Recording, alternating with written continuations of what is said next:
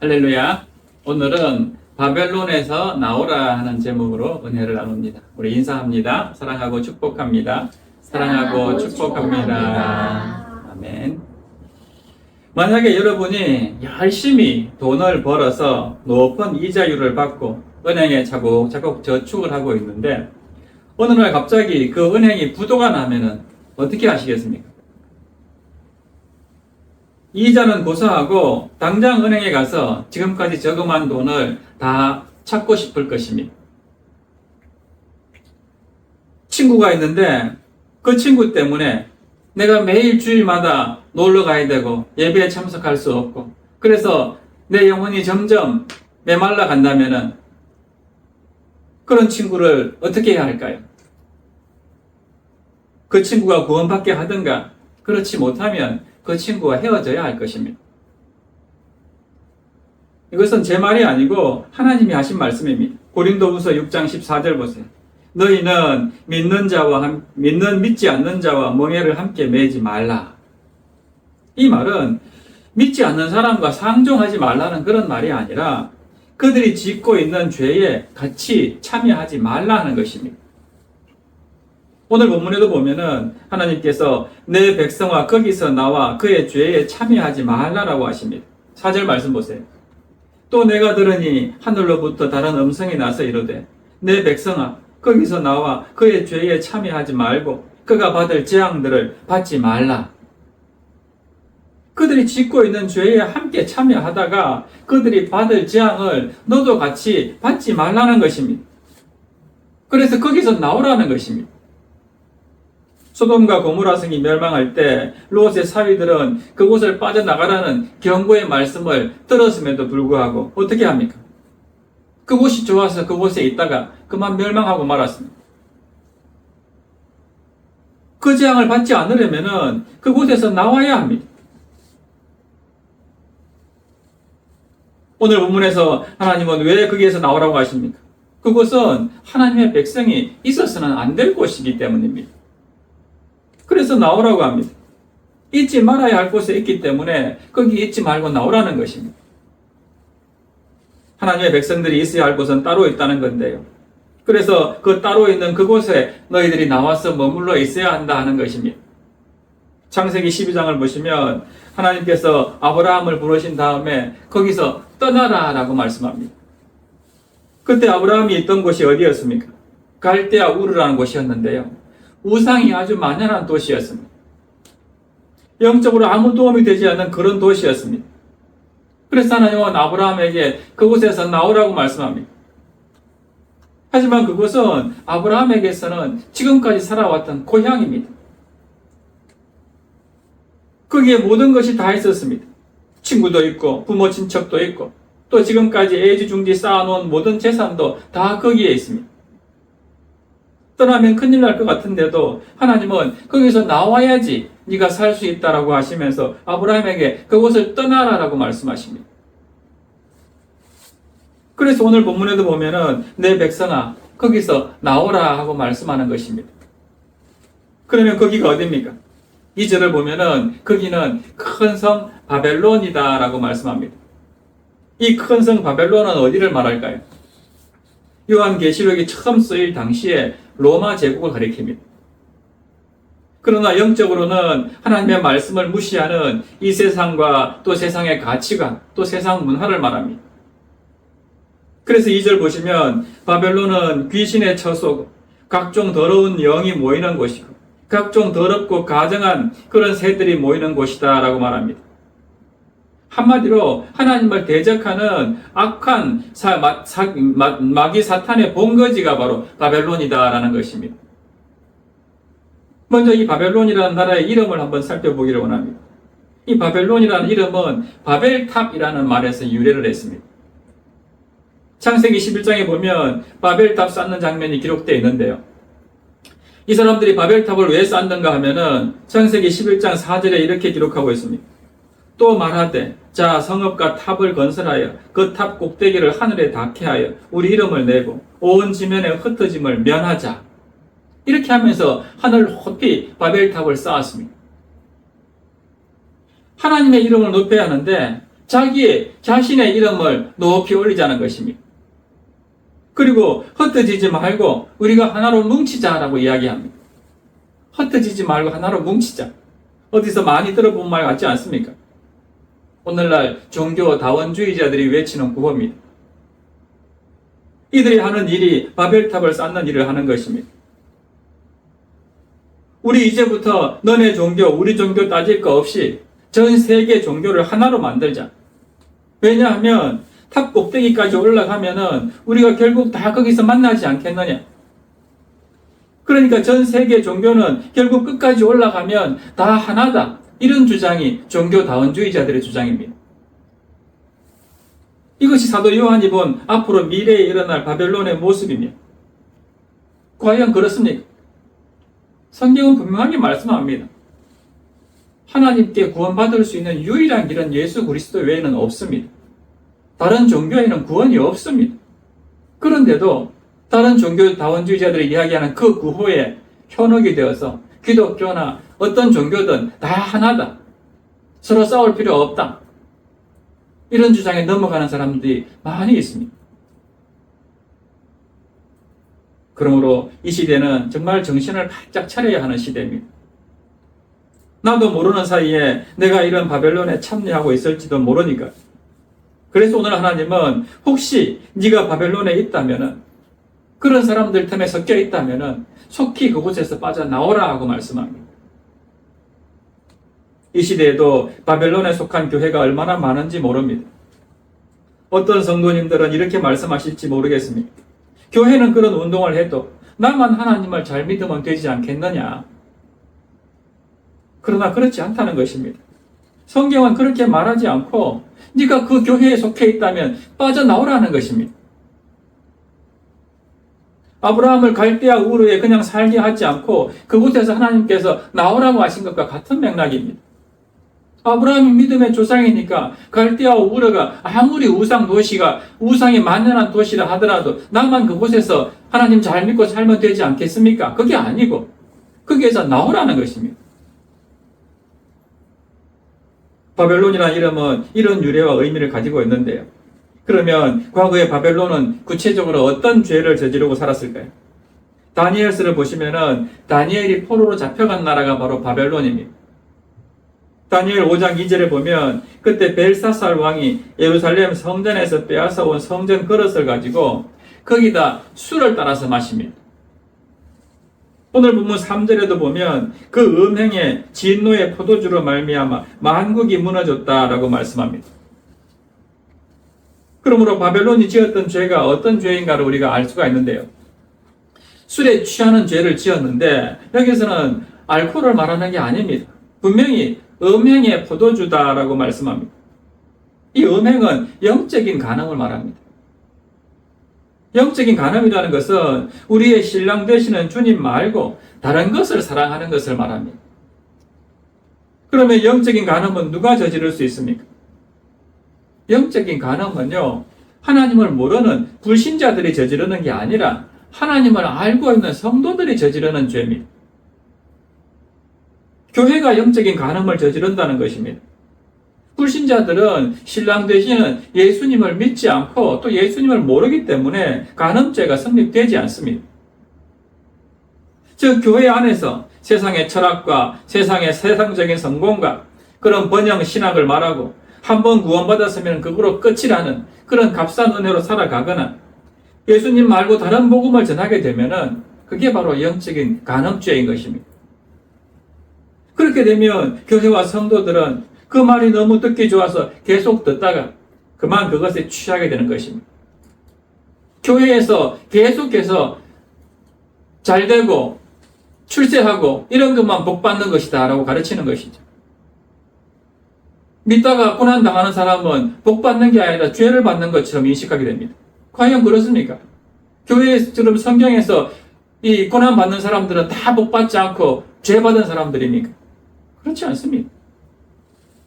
하나님으로 인해서 박해를 받고 고난받는 사람들은 복이 있도다라고 말씀하고 있습니다.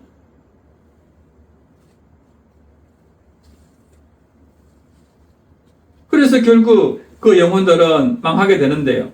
때문에 하나님은 그런 교회들에서, 그런 세상에서 너희들은 떠나라 하고 말씀하는 것입니다. 이 바벨론, 당시 로마 제국이 그랬습니다. 하나님의 전에 쓰는 거룩한 그릇에다가 술을 부어 마시고 온갖 음행을 저지르면서 많은 나라들을 그런 죄에 무너뜨렸던 그런 도시, 그런 나라가 바로 로마 제국이었고 바벨론이었습니다. 하나님의 교회에다가 세상 학문과 철학과 종교 일치 운동 이런 거 다 혼합해 버리게 되면은 결국은 무너지게 되는 것입니다. 또 바벨론이란 나라가 어떤 나라였는가 하면요, 굉장히 사치하고 치부하는 나라였습니다.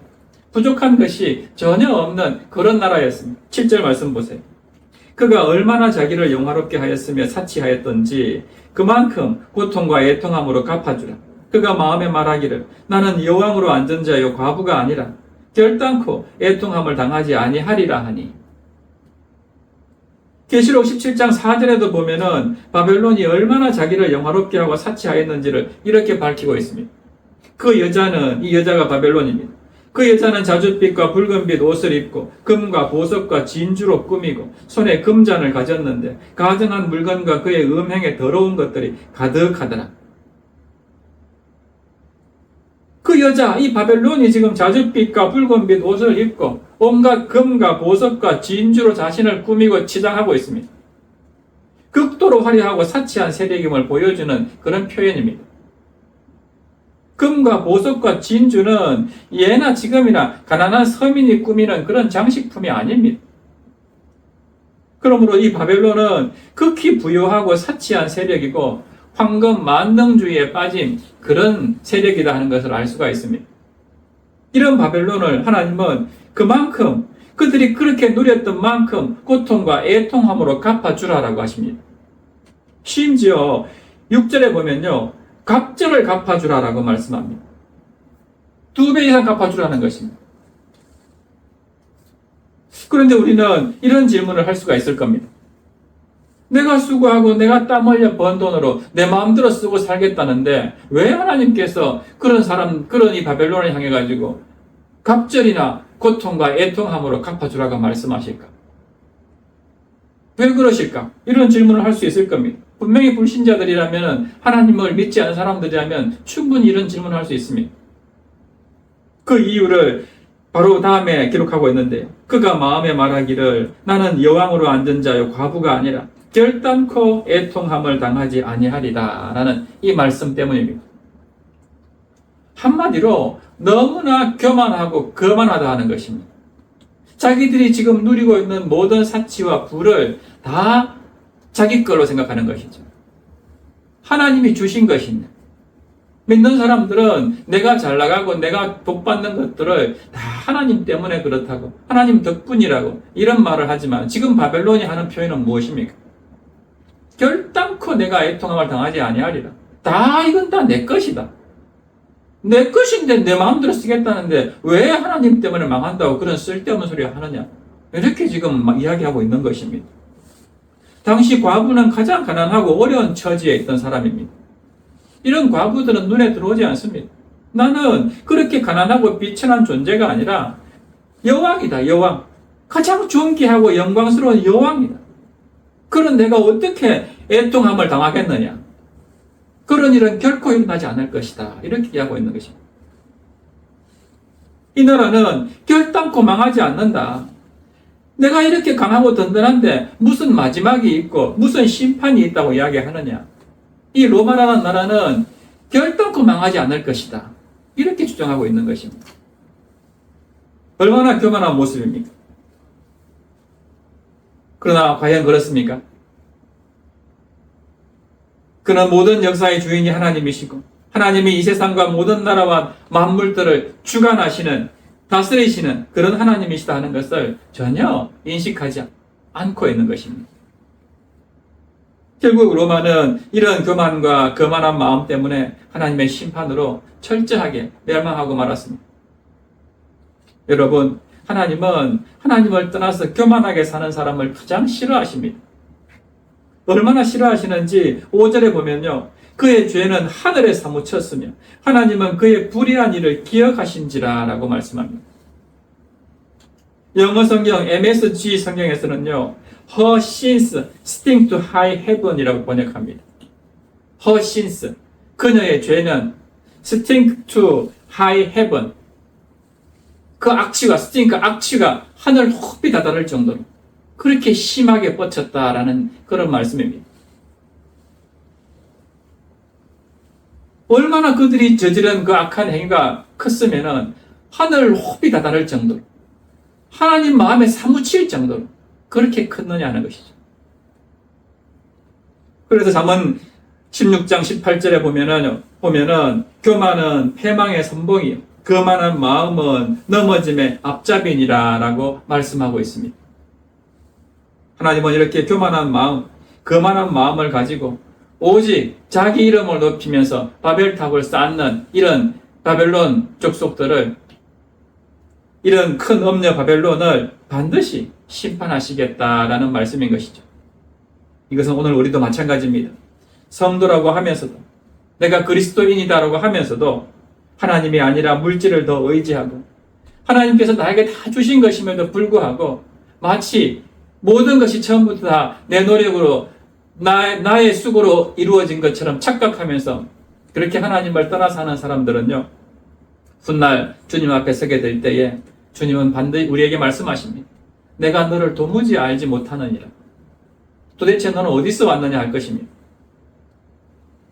그리고 오늘 바벨론이 심판당하는 것처럼 심판당하고 바깥 어두운 데 쫓겨나서 슬피 울면서 이를 갈게 될 것입니다. 성경에 기록되어 있는 말씀입니다. 그래서 하나님은 우리에게 이렇게 말씀합니다. 본문 4절 말씀 다시 보세요. 또 내가 들으니 하늘로부터 큰 음성이 나서 이르되 내 백성아 거기서 나와 그의 죄에 참여하지 말고 그가 받을 재앙들을 받지 말라. 거기에 같이 어울려서 악한 죄를 짓다가 바벨론이 멸망할 때 너희도 같이 멸망당하는 그런 어리석은 존재가 되지 말라는 것입니다. 그러므로 늘 겸손하게 주님을 인정하고 그분의 말씀에 순종하면서 오직 주의 이름을 높이는 삶을 살아내므로써 훗날 주님 오실 때에 정말 착하고 충성된 종아 내 주인의 즐거움에 참여할지어다, 이 주님의 인정과 칭찬받는 저와 여러분이 되시기를 축복합니다. 우리 교회도 마찬가지입니다. 바벨론의 교회에 속한 교회가 있는가 하면은 속하지 않은 교회가 있을 것입니다. 그리고 그 바벨론과 같은 교회에서 나온 사람들도 있을 것입니다. 성경에서는 이런 사람들을 남은 자라고 말씀합니다. 마지막 날에는 이 남은 자가 구원받게 될 것이라고 말씀합니다. 요엘서 2장 32절에 보면 나 여호와의 말대로 시온산과 예루살렘에서 피할 자가 있을 것이며 남은 자 중에 나 여호와의 부름을 받을 자가 있을 것임이니라 하고 말씀합니다. 간절히 바라기는 우리 사랑교회 모든 성도들은 결코 성공과 번영을 좋아하는 그런 바벨론과 같은 교회를 꿈꾸거나 또 지향하지 마시기를 바랍니다.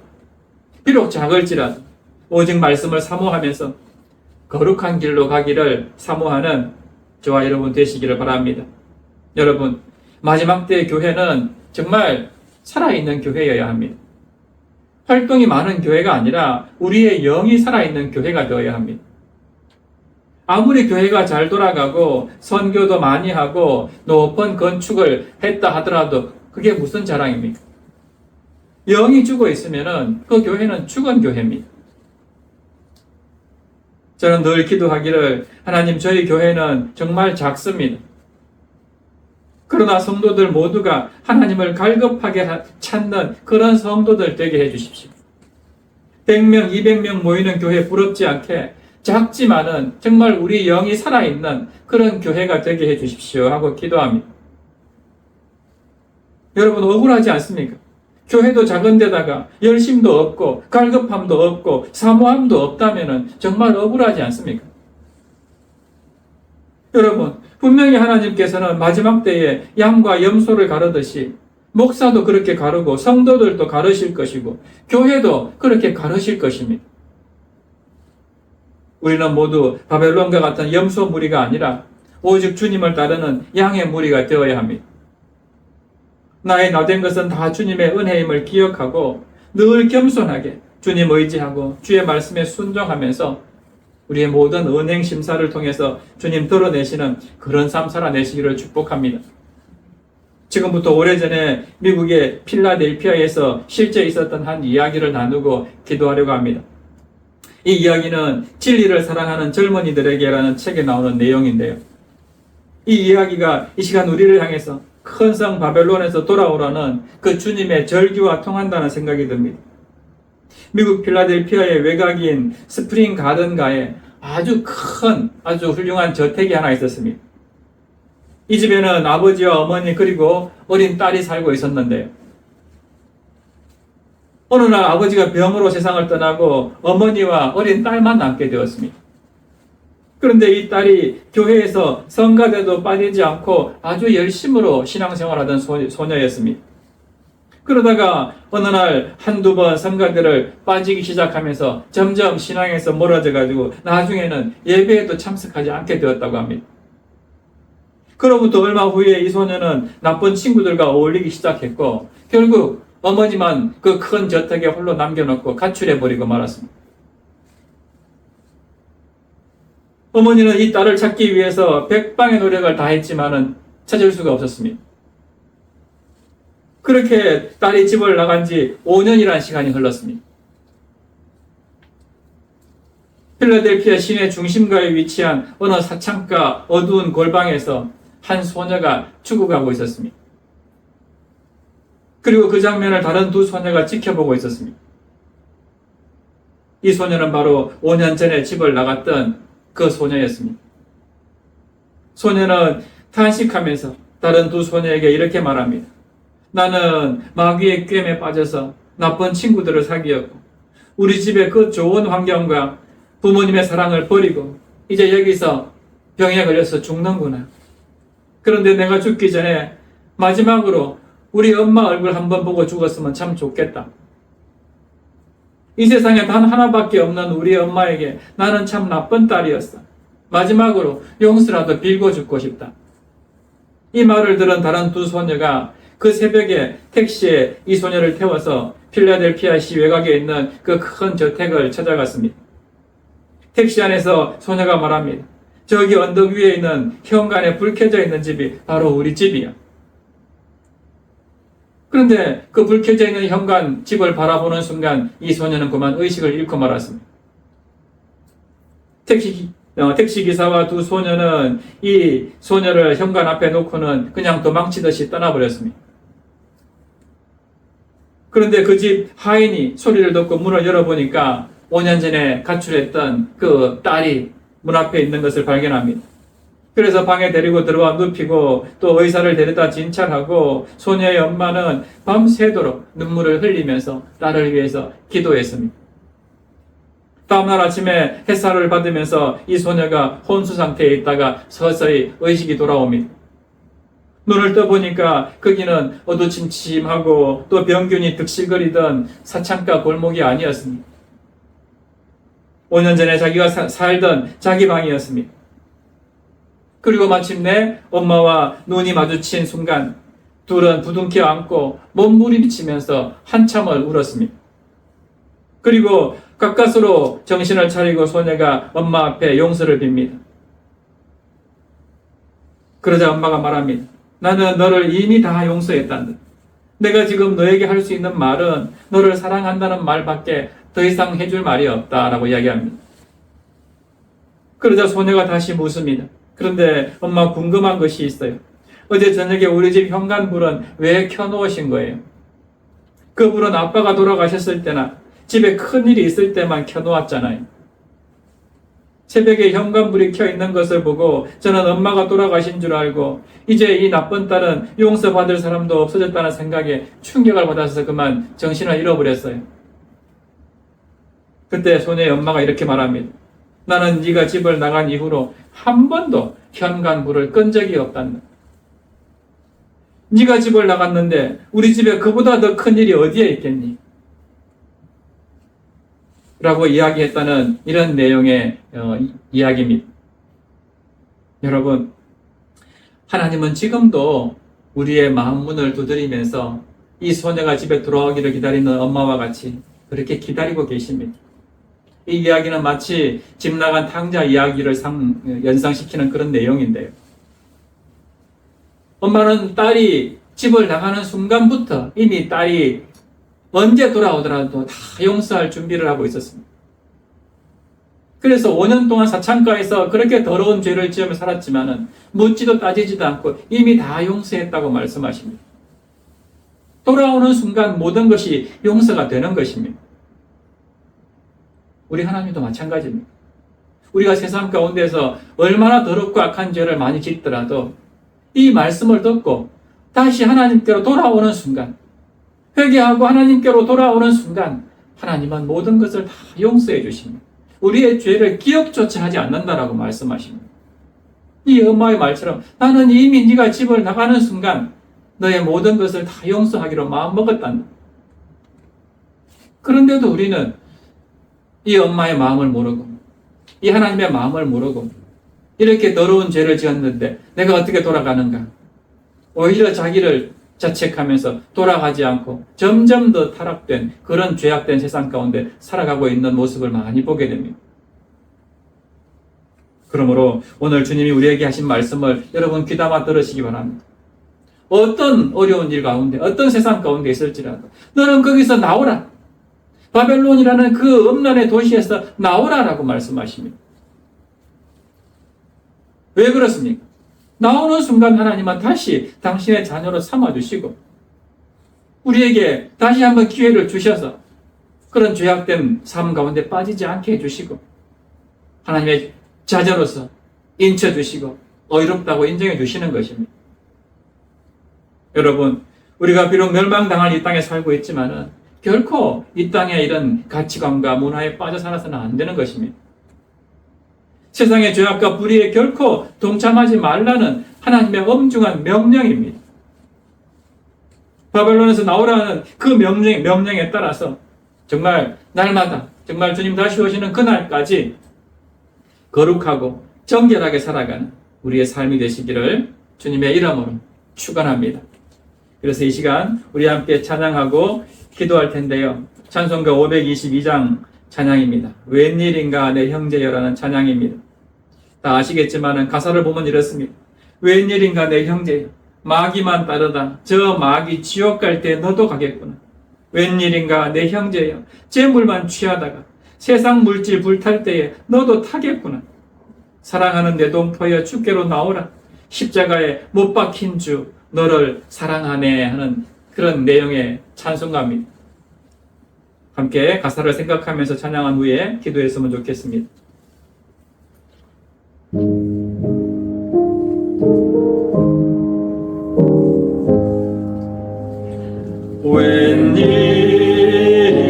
웬일인가 내 형제여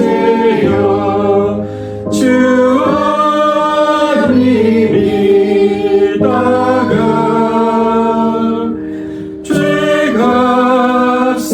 죄값으로 지옥 경물 너도 가겠구나.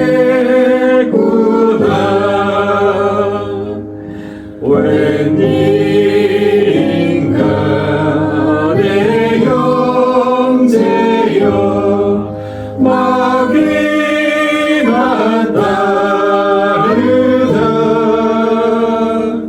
저 마귀 지옥 갈 때에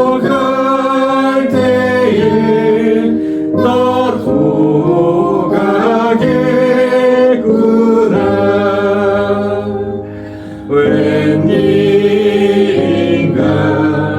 내 형제여 재물만 취하다 세상 물질 불탈 때에 너도 타겠구나.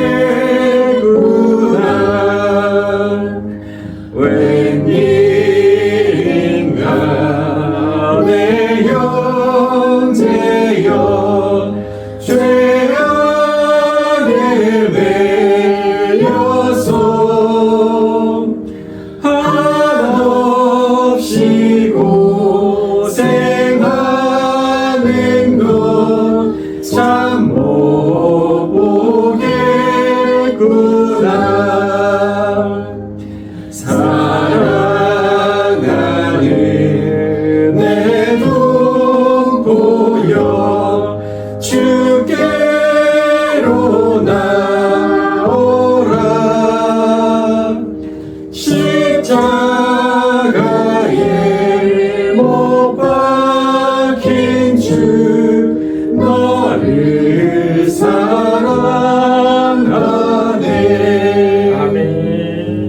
시간 우리 함께 기도했으면 좋겠습니다.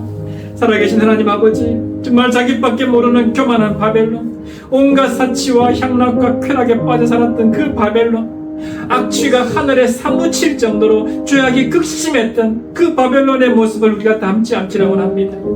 그들만 따르다가, 그 마귀만 따르다가 그 마귀 지옥 갈 때에 함께 가는 그런 어리석은 자 되지 않게 해주시옵소서. 혹이라도 바벨론에 머물고 있는 죄악 가운데 있다면 속히 그곳에서 나오라는 주님의 음성에 순종하게 하여 주시옵소서. 우리는 마음을 함께 주님 이름 부르신 후에 기도합니다. 주여,